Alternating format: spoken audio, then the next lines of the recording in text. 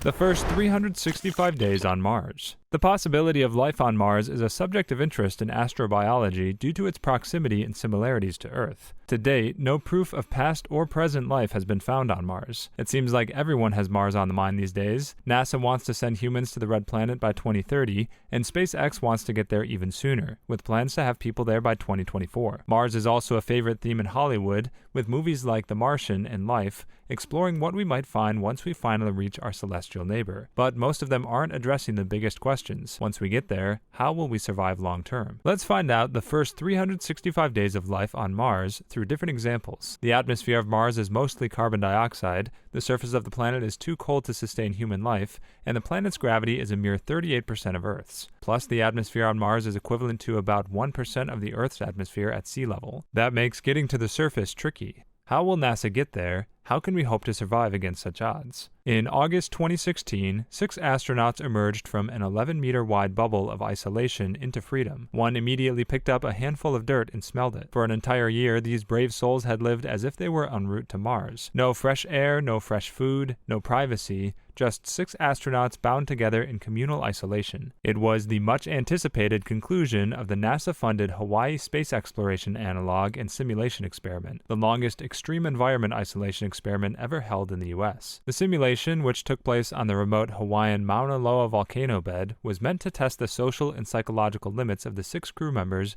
in anticipation of a future manned mission to Mars. The robotic missions NASA has already sent to Mars have taken on average 8 months to make the journey. Follow that up with a mission that involves landing on or orbiting Mars, plus another 8 months for the return journey, and that's a long time to be trapped with 5 other people. We might be able to plan for every variable that the ship might encounter using algorithms and engineers, but none of that will help you prepare for what happens to claustrophobic human beings under those conditions. Isolation has a way of magnifying the personalities that already exist, says Carmel Johnston, crew commander of the experimental mission. You can fake your personality for a couple weeks at most, but over the long term, your true personality will come out in the end. The first challenge was figuring out what to do with themselves. The astronauts were generally free to perform whatever research they wished. In the beginning, I mostly worked on my own research projects, says Chief Scientific Officer Christian Heineck, including the extraction of water from the ground on Mauna Loa, which is about as dry as Martian soil, and a study designed to record the crew's sleep patterns. Johnston ran several experiments growing plants in different conditions to see what would work best for cultivating on Mars, while Shayna Gifford, crew physician and journalist,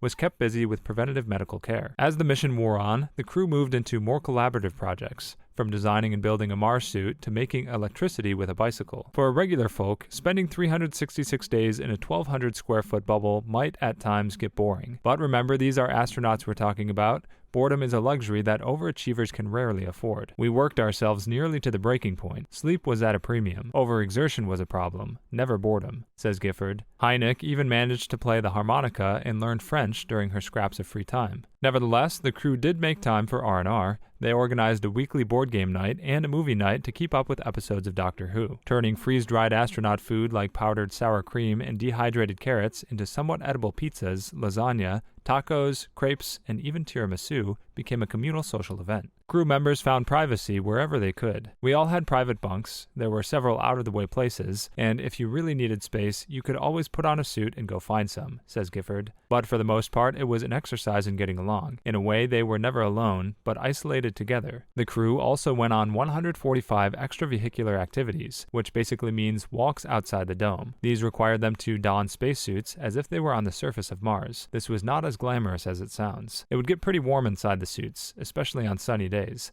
Heineck says, imagine seeing everything around you through an old window with some scratches on it. Everything you touch feels like the inside of your glove. While you walk, a fan, your only source of fresh air, is constantly blowing next to your ear. Apart from the fan, you only hear your crewmates over a radio. You never hear your own footsteps. One of the first things you'll notice coming out after the end of the simulation will be the sound of dry rocks crunching under your feet. Crew members all said that it was the small, everyday things that they missed the most. One of the first things Gifford did after getting out of the simulation, for instance, was to smell a handful of dirt. For others, it was taking a hot shower or eating a piece of fruit. The very first thing for me was to eat fresh raspberries, says Heineck. Sometime later in the day, we went swimming in a pool, which felt great after having saved every drop of water in the past year. But it also took some getting used to.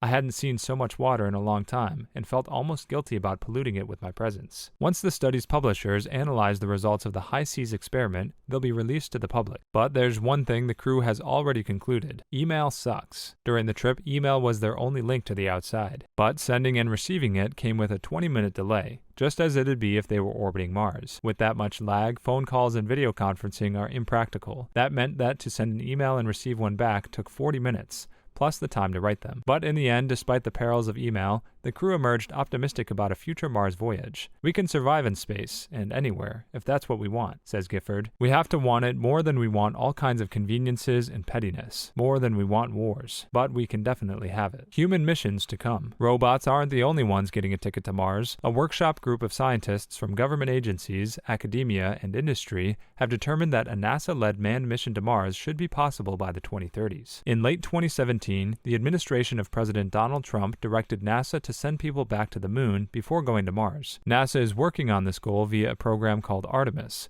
which aims to establish a sustainable, long-term human presence on and around the moon by the late 2020s. The lessons and skills learned from this lunar effort will help pave the way for putting boots on Mars, NASA officials have said. Robotic missions to the Red Planet have seen much success in the past few decades, but it remains a considerable challenge to get people to Mars. With current rocket technology, it would take at least 6 months for people to travel to Mars. Red Planet explorers would therefore be exposed for long stretches to deep space radiation and to microgravity, which has devastating effects on the human body. Performing activities in the moderate gravity on Mars could prove extremely difficult after many months in microgravity. Research into the effects of microgravity continues on the International Space Station. NASA isn't the only entity with crude Mars aspirations. Other nations, including China and Russia, have also announced their goals for sending humans to the Red Planet. And Elon Musk, the founder and CEO of SpaceX, has long stressed that he established the company back in 2002 primarily to help humanity settle the Red Planet. SpaceX is currently developing and testing a fully reusable deep space transportation system called Starship, which Musk believes is the breakthrough needed to get people to Mars at long last. Mars has captured the imagination of humans for decades. These plans are just the next step in the process of getting the Mars mission from the drawing room floor to a funded mission with a launch date. NASA isn't the only ones with their eyes on Mars. Others are also coming up with their own plans for the Red Planet. Scientists and enthusiasts have speculated on everything, from nuking the planet into habitability to creating a magnetic shield around the planet to encourage it to grow its own atmosphere. Mars is hopefully just our first step into the universe. Once we've dipped our toes out into the solar system, it will be easier to expand out into the asteroid belt and beyond. Mars's low gravity provides the perfect platform for constructing and launching other deep space vehicles. After we've got that foothold, the only thing holding us back is our technology. As it is, technology is the Achilles heel of the mission now. We might have a way to get to Mars before we have a means of safe exploration. Those of us who have grown up watching the Apollo missions, space shuttles take off, and now the Falcon rockets climbing through the atmosphere likely won't see Mars colonized in our lifetimes. But that doesn't negate the wonder we all feel every time one of those rockets soars into the sky. It's not just a rocket, but a source of inspiration for generations to come, one of which will step foot on Martian soil. Well, that's all from this video. What do you think? Will we ever be able to live a whole year on Mars?